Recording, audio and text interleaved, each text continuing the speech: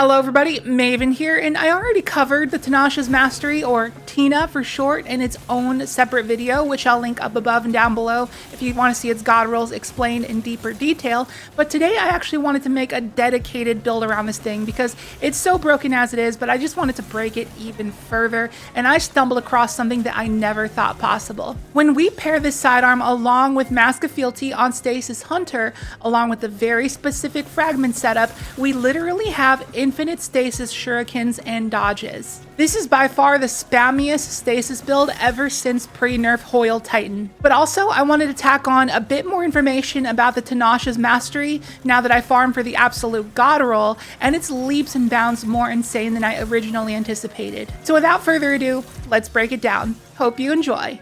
This video is sponsored by Advanced GG, the only clinically proven gaming supplement shown to improve your gaming performance. Use code MAVEN at checkout for 10% off your order. Link down below. Thank you. Now, as a preface before getting into the build, I just had to add in another thing about Tina's mastery that I didn't go over in my god roll review video because I actually have the god roll now. So in that video, my number one god roll I recommended was Air Trigger and Chill Clip because Air Trigger increases your reserve stat by 30, and that's extremely useful after Bungie nerfed the ammo reserves on rocket sidearms by 25%. So for reference, the only other rocket sidearm in the kinetic slot to compete with Tina is the Call, which holds up to 39 ammo at base. The Tina, on the other hand, holds 41 ammo at base, which is the best out of any rocket sidearm in the entire game. Now when we throw on triple reserve mods, the Call can hold up to 48 ammo at max, but when we use this specific roll on Tina, we can hold up to 55 ammo, which is absolutely absurd. But you want to know what's even more absurd about this?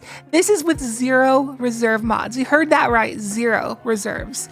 That's because Air Trigger increases your reserves, as I just said, but it increases it even more when you enhance it. It grants 8 extra ammo at base and 9 when enhanced. But if we started at 41 ammo and enhanced Air Trigger only gives you 9 extra ammo, that equates to 50 ammo. So where are we getting 55?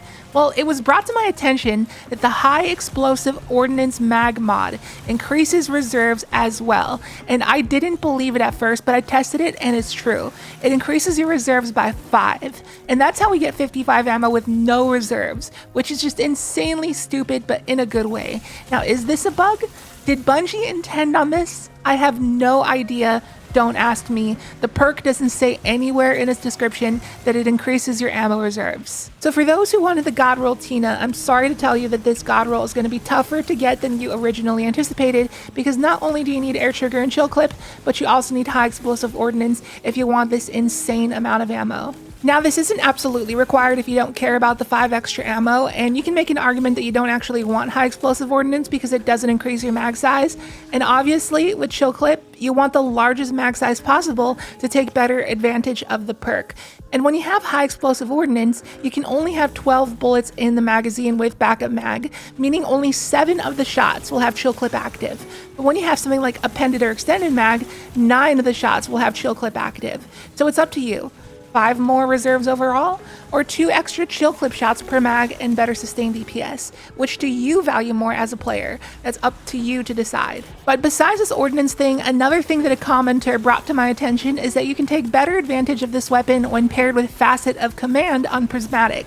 So if you freeze a combatant, which Tina does in just 3 Chill Clip shots, it will fully reload your magazine. So you'll have infinite Chill Clip essentially. So if you are a prismatic gamer, then the mag deficit on High Explosive Ordnance is not a downside whatsoever, and it's a no-brainer that it's the best in slot perk there. So that's one way to abuse Tina, but I was thinking about different ways I can break this weapon, so I pondered my options. And what my mind immediately went to were the harvest aspects on Stasis.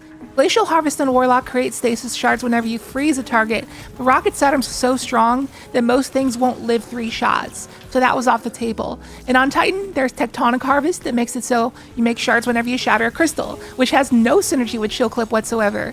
But what caught my eye was Grim Harvest on Hunter, which says defeating a slow or frozen target creates a stasis shard.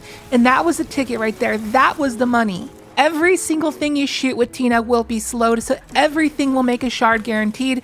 But to add to that even further, we have Whisper of Chill and Whisper of Chains. Chill says that Stasis weapon final blows have a chance to create a Stasis shard, and Shane says that final blows while you have frost armor, which is basically all the time, will have a chance to create a Stasis shard.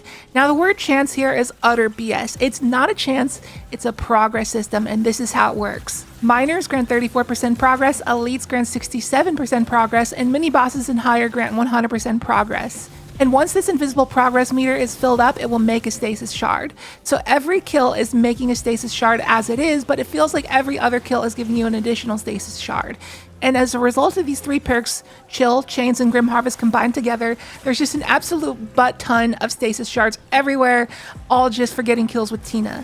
And these Stasis shards are tracking towards us automatically with Whisper of Conduction, and they're granting us just a ton of melee energy because of Whisper of Hunger, nearly doubling the amount of energy they give us. So that's just one way we're getting a ton of ability energy, but that's only the tip of the iceberg. Where the real juice is Whisper of Refraction. This is that defeating slowed or frozen targets grants us class ability energy, and you guessed it, every kill with Tina is proccing that, so it's like we have built-in strategist on our weapon. But on top of that, our other aspect is Winter Shroud, which says dodging slows nearby targets, but additionally, slowing targets grants you bonus class ability regen. So with Tina and our dodges themselves, that bonus class ability regen is basically active 100% of the time. And furthermore, there's a pretty insane artifact mod right now called Served Cold that says picking up Stasis shards for fun some class ability energy. And given the insane amount of Stasis shards this build creates, it's just further feeding into the infinite dodges. So take a look at this breakneck run and pay attention to my dodge energy. I'm not going to use Stasis shurikens. This is just with dodges and Tina alone. And you can see that as we clear out ads, we just get a ridiculous amount of dodge energy refunded because everything is affected by slow, so it's proccing our perks. It seriously feels like we have on the Radiant Dance machines, but we don't. And needless to say, these dodges are gamblers' dodges, so they're refunding a Stasis shuriken charge every time. And on top of the Stasis shard shenanigans we went over earlier, combined with the infinite dodges like this is how this build has infinite shurikens and dodges, like I said in the intro. Now, some of you might say the only reason I had infinite dodges there is because there was a million dudes to proc slow on, but listen up, Jimmy. This is the same thing done against a single ad, and just watch our dodge energy. Against just one goblin, our perks get us like 3/4 of our dodge energy back in the blink of an eye before returning back to normal. So it all really takes just shooting 2 ads with Tina to fully recharge your dodge. So this combo is insanely consistent, and when you use your shurikens, it's even better because we have focusing strike on our gloves to refund dodge energy whenever we hit something with our shuriken. So let's go back in a breakneck and just pay attention to our melee and dodge cooldowns. As I said in the intro, it's infinite. That wasn't false advertising. It's just insane how fast these 2 abilities come back, and we can spam them all day long. All it takes is a chill clip Tina and you're good. So needless to say, the ad clear on this build is extremely good, but the damage ain't bad either, because not only do those shurikens hit harder than you think, but having the endless freezing and shattering does quite a bit of damage as well. And after this breakneck run, I'll show an orrery run through, and you'll see that our abilities just refuse to run out. They shall not run out. So with all of that explaining out of the way, let's finally talk about our exotic of choice, the Mask of Fealty. Now, why are we using the Mask of Fealty? Well, technically, you can use whatever exotic you want. You can use the Frosties for more ability spam. You can use the Assassin's Cowl to go invis. You can use Wormhusk Crown to get health back when you dodge, which is actually pretty solid since we're dodging every couple seconds. It doesn't matter what you use, since the power of this build lies in the subclass and Tina. But ultimately, I opted for the Mask of Fealty. And yes, I did cover the Mask of Fealty build as well recently, and that one was based around Shatter Dive spam. Very awesome and fun build, and if you're a fan of endless Shatter Diving, I'll link that video up above and down below if you want to check it out. But we're back with another one today, because if the theme of this build is to spam infinite Stasis shurikens, then the Mask of Fealty is going to be one of the best ways to abuse that, because it says that your Stasis shurikens create a Stasis crystal on impact. Now, for the time being, I would argue Wormhusk Crown is even better, because the second ability of Mask of Fealty is still bugged, allegedly. I'm about 97% sure it's still not working. The ability that says hitting a frozen target with a Stasis shuriken will send out a volley of extra Stasis shurikens. When and if that ability becomes fixed, this build is going to go haywire. It's going to go crazy. There'll be shurikens just flying everywhere all over the battlefield and creating a fortress of crystals all over the place.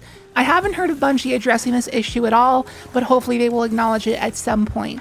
Wormhusk may be better for survival, but the Mask of Fealty is better for ad clear and damage because of the crystals, but to a degree it even helps with ability spam, because we have an artifact mod right now called Hail the Storm, which sends out these slowing projectiles whenever you destroy crystals. And more slow means you proc Winter Shroud more and also enable Grim Harvest requirement to make shards. Consistency is key. So with that said, let's finally talk about our mods because they help our consistency even further. So it's broken record time if you're a regular viewer of this channel, but for those who are new here, this is essentially what I call the infinite special ammo setup. Since our build is heavily based around Tina, we never want to run out of special ammo. So with that said, we got charged up on the chest, stacks on stacks on our boots, and special ammo finisher on our class item. So the way this works is charged up lets us hold 4 armor charge, stacks on stacks doubles the rate at which we get armor charge, and special finisher consumes 3 armor charge when you perform a finisher to make a brick of special ammo for you and your teammates. So picture this, you have 4 armor charge, you perform a finisher, which puts you back down to 1 armor charge. Then all you need to do is get 1 more armor charge because stacks on stacks doubles it, so that puts you back up to 3 armor charge. And that's enough to immediately perform another special finisher. So you can pretty much chain special finishers back to back and get tons of special ammo. It's a really efficient way to make sure you never run out of ammo. All we have to do to enable this is to obviously get armor charge, which we do by making orbs with Stasis Siphon on our helmet and double heavy-handed on our gloves.